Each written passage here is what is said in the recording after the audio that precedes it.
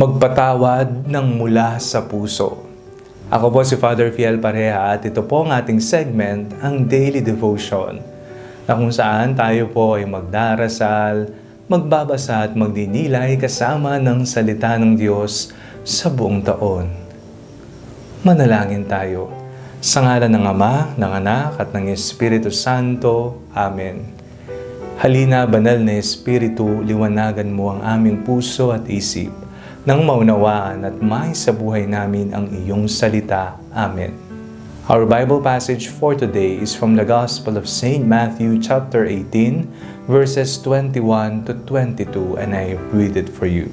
Then Peter came and said to him, Lord, if another member of the church sins against me, how often should I forgive?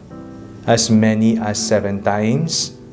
Jesus said to him, Not 7 times, but I tell you 77 times.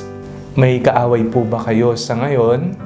O kaya naman may hindi kinikibo, kinakausap, o may iniiwasan ka sapagkat ikaw ay galit, ikaw ay nagtatampo, ikaw ay napupuot.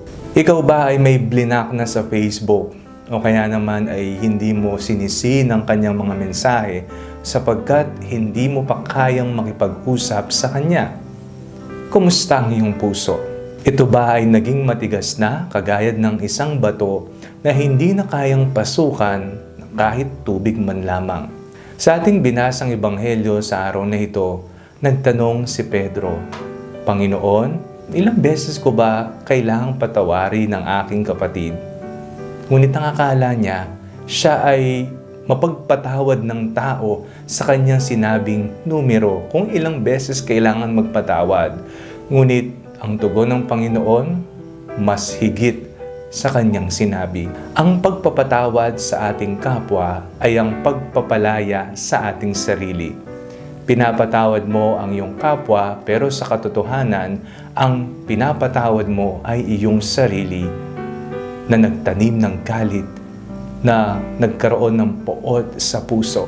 Tila isang bilangguan, isang rehas na ginawa mo sa iyong buhay, nasa sa iyo ang susi kung palalayain mo ang iyong sarili.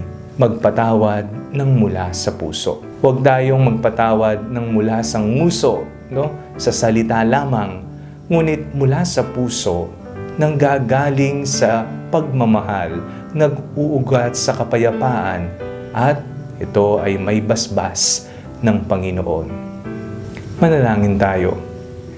Panginoong Jesucristo, patawarin po ninyo kami sa tuwing nagmamatigas kami ng puso at hindi kami makapagpatawad sa mga taong gumawa ng kasalanan sa amin.